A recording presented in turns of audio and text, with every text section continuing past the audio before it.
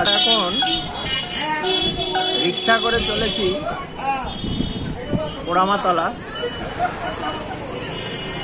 নবদ্বীপ ধাম ঘাটে নেমেছি, পরে পোড়ামাতলা যাচ্ছি। ভাগীরথী নদীর পশ্চিম দিকে অবস্থিত নবদ্বীপ। আর এই নবদ্বীপ ঘাটে নেমে টোটো বা রিক্সা নিয়ে পোড়ামাতলা রোড ধরে পোড়ামাতলা মন্দিরে পৌঁছানো যায়। মন্দিরটি গোবিন্দবাড়ির ঠিক পাশে। 1159 থেকে 1206 খ্রিস্টাব্দে সেন রাজা বল্লাল সেন ও লক্ষণ সেনের রাজত্বে নবদ্বীপ ছিল বাংলার রাজধানী। 1600 শতাব্দীর আগে এই গঙ্গাই প্রবাহিত হতো নবদ্বীপের পশ্চিম দিক দিয়ে, যা এখন পূর্ব দিকে সরে এসেছে।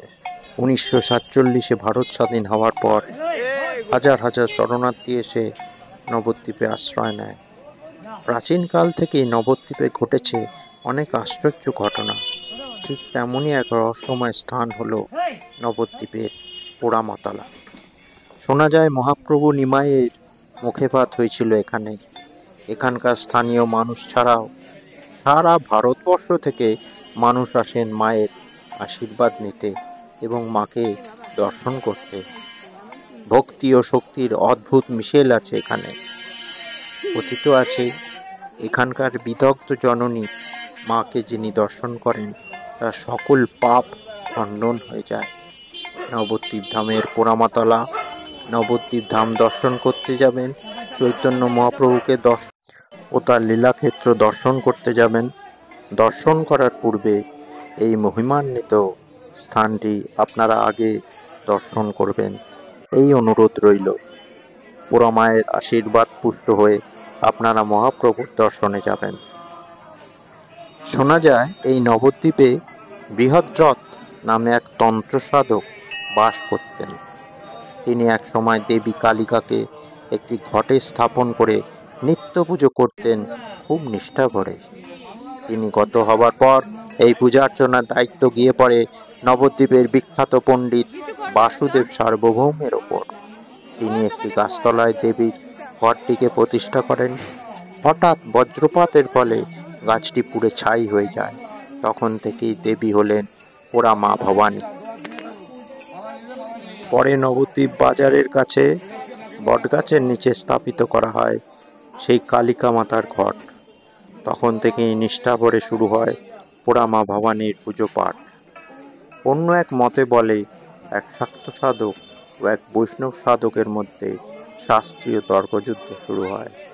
সেই তর্কযুদ্ধের শর্ত ছিল পরাজিত সাধক বিজয়ীর শিষ্যত্ব গ্রহণ করবেন।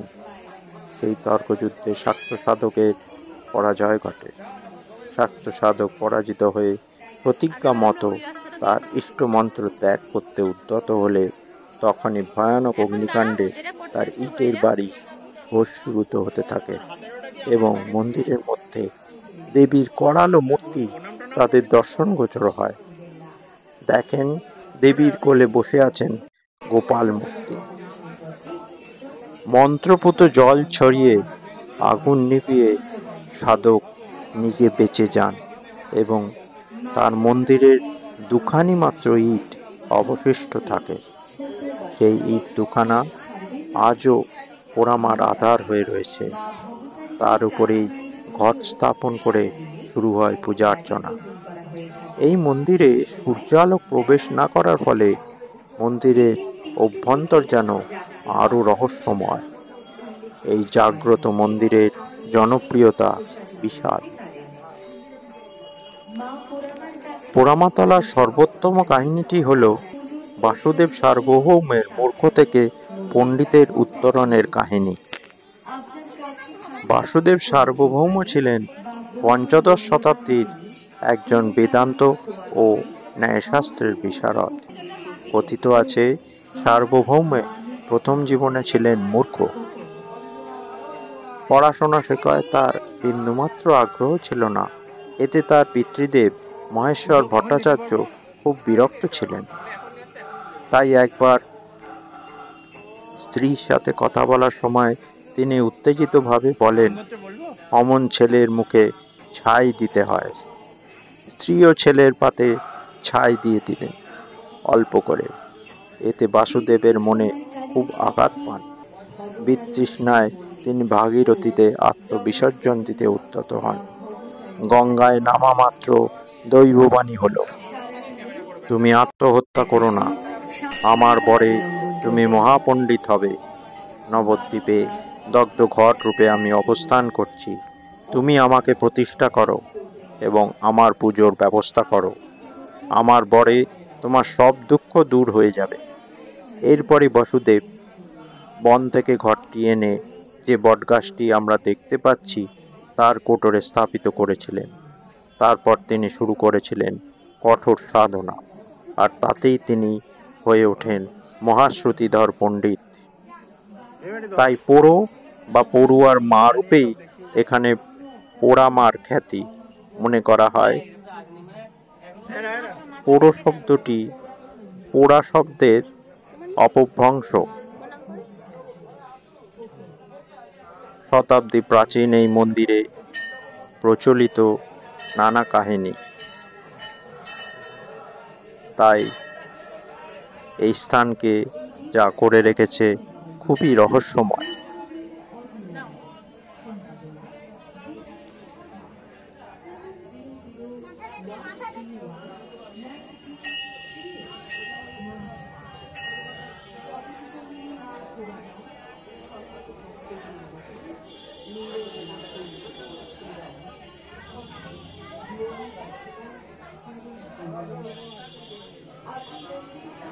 আমরা মন্দিরের চারপাশ প্রদক্ষিণ করলাম এবং মাকে খুব ভালো করে দর্শন করলাম ও ভক্তিনিষ্ঠা সহকারে খুব ভালোভাবে পুজো দিলাম। মন ভরে গেল।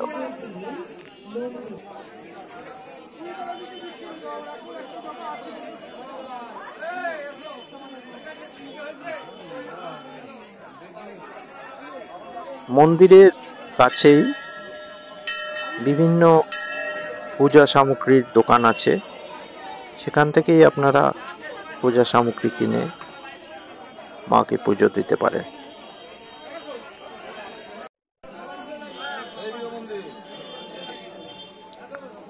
পোড়ামায়ের মন্দিরের সাথেই এই চত্বরে আরো দুটি মন্দির আছে। একটি হলো মা ভবতারিণীর মন্দির, আরেকটি হলো ভবতারণ শিবের মন্দির। ভবতারিণী মন্দির ও শিব মন্দির দুটোই রাজা কৃষ্ণচন্দ্রের প্রতিষ্ঠিত মন্দির। নদিয়ার সিংহাসনে তখন কৃষ্ণনগর রাজ পরিবারের প্রতিষ্ঠাতা ভবানন্দ মজুমদারের পুত্র রাঘব 1669 খ্রিস্টাব্দে ধর্মপ্রাণ রাজা রাঘব তার রাজত্বের শেষ পর্বে গঙ্গার ধারে শিব এবং গণেশের জোড়া মন্দির মূর্তি প্রতিষ্ঠার কাজ শুরু করেন। মন্দির প্রতিষ্ঠা করার অল্পকালের মধ্যেই উনি মারা যান। প্রকাণ্ড শিব মন্দিরের কাজ তখনও শেষ হয়নি। অসম্পূর্ণ মন্দিরের সমাপ্ত করলেন তার পুত্র রুদ্র রায়। বাবার নাম অনুযায়ী সেই প্রকাণ্ড শিবের নাম রাখা হলো রাঘবেশ্বর শিব।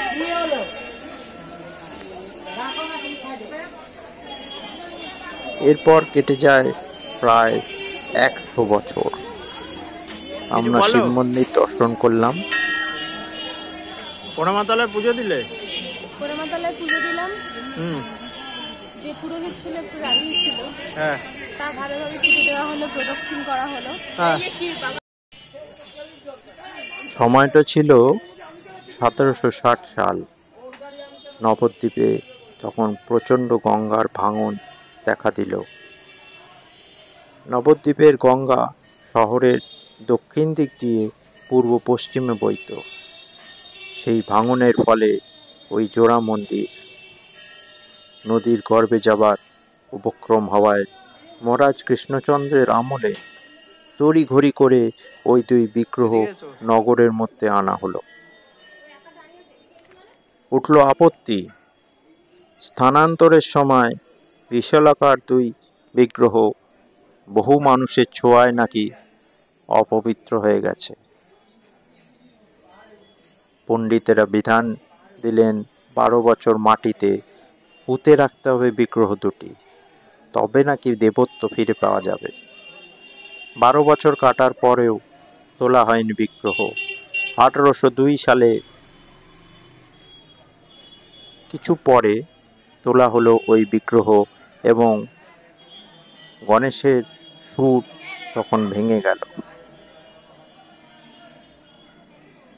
অঙ্গহানি হওয়ার গণেশের মূর্তি পুজোর অযোগ্য বলে বিবেচিত হলো। রাজার ইচ্ছে এবং পণ্ডিতদের মত অনুযায়ী এক শিল্পী ভাঙা গণেশ মূর্তি থেকে তৈরি করলেন মহারাজ গিরিশচন্দ্রের আরাধ্য দেবী আনন্দময়ীর মূর্তি।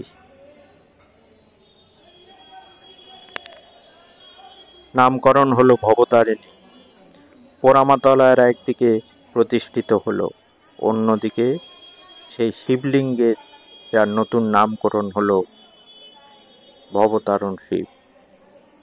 সময়টা ছিল 1825 খ্রিস্টাব্দ। মন্দিরটি বিশাল বড়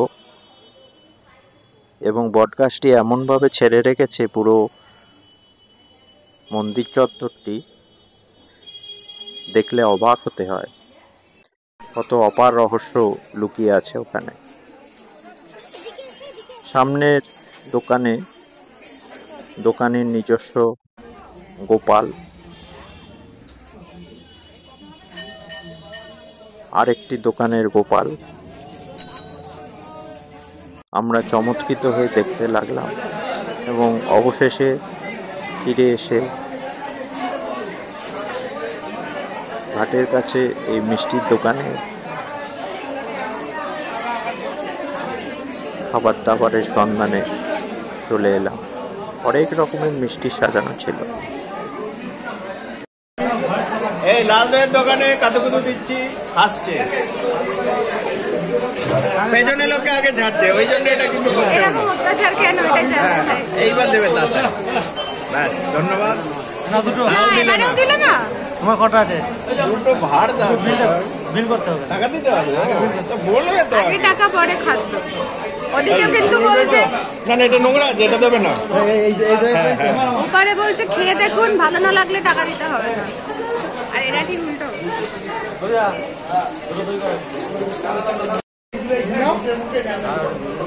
আমাকে দুটো ঘুরি দাও। হ্যাঁ, দুটো ঘুরি কত?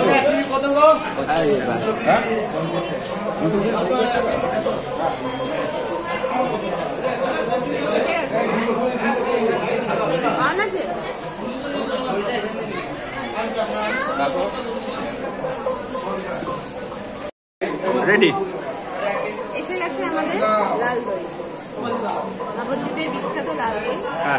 সামনে প্রথম অর্পণ করা হবে বপুকে, তারপরেই আমরা এই না দুটো অর্পণ করো। চলে যাচ্ছি। বলছি কাতুকুতু এমন দিলে সে বাড়ি চলে যাচ্ছে। তাড়াতাড়ি করো, হয়ে গেছে, শুরু করো।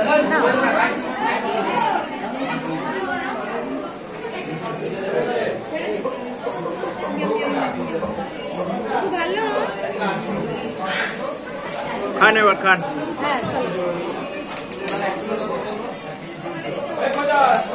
আমি ঘুরতে যাচ্ছি, একটু আমার কাছে করে আসবো। দারুণ।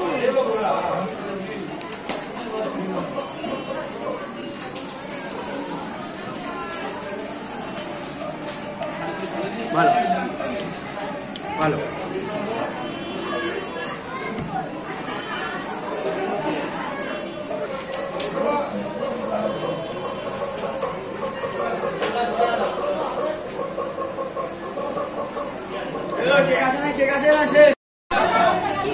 সরপুরিয়া আর বাদাম বরফি নিয়ে আবার চলে এসেছি মিষ্টান্ন ধামে, নবদ্বীপ ধামের অন্যতম একটা মিষ্টির দোকান, যেখানকার লাল দই আগেও টেস্ট করেছি, আবার টেস্ট করলাম, এবার নিয়ে চলে এসেছি। খাও খাও এবার। খাওয়া যাক।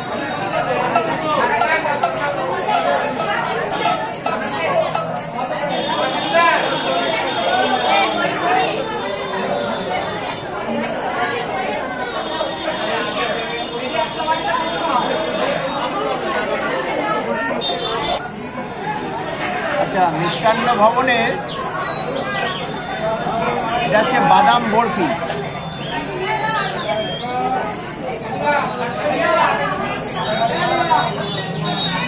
অদ্ভুত একটা স্মেল আছে, যেটা খুব ভালো লাগছে মুখে। মিষ্টি, ওয়াও। একটু শর্ট পুরিয়া খাচ্ছি, কোয়ালিটি বেশ ভালো। পুরিয়া